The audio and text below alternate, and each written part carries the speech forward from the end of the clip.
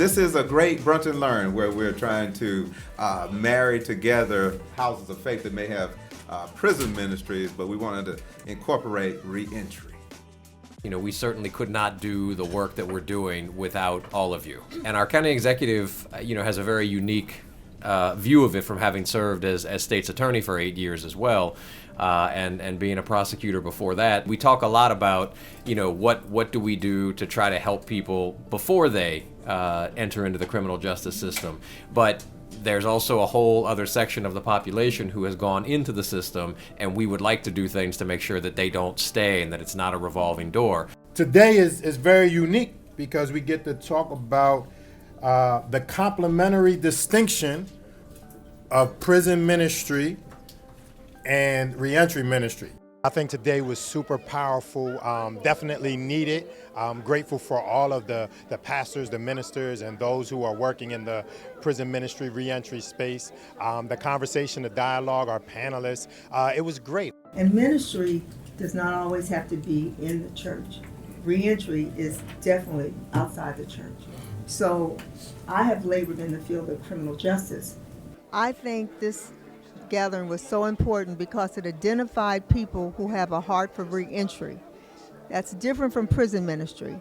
And it also identified for us people who will be willing to help us as we connect with, say, the county services, the Department of Corrections, and the prisons. First of all, prison ministry is about going into the prisons to minister, and most often in terms of worship services and Bible studies.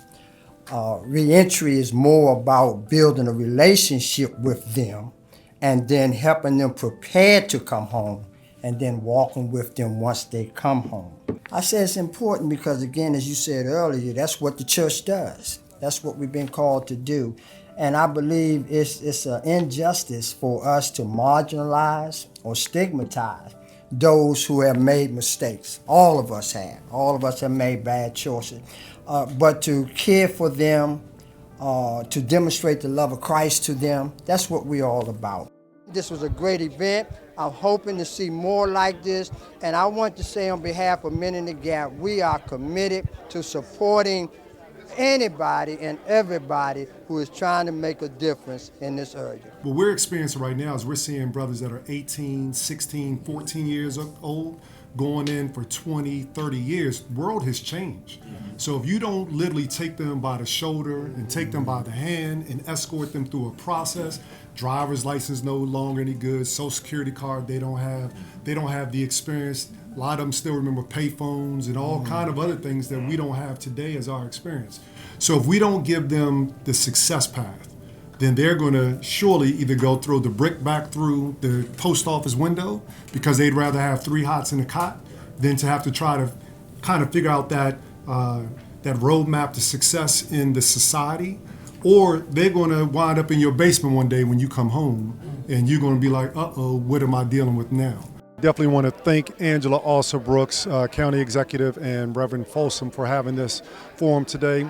The challenge is there's just never enough time to get through all the conversation and all the points we want to make.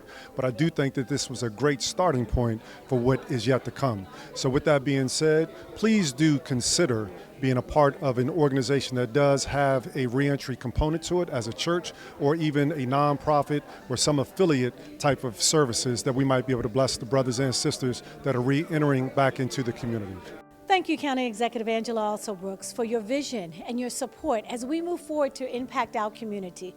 And when we talk about returning citizens and the prison ministry, they're residents of Prince George's County. And we want to do all that we can to continue to support them when they are coming back to our homes, coming back to the community with jobs and housing and resources, life skills. So everyone that was here, from the panelists to the sponsor, which is Returning Citizens Affairs Division, Mike, to over 40 people in attendance, thank you.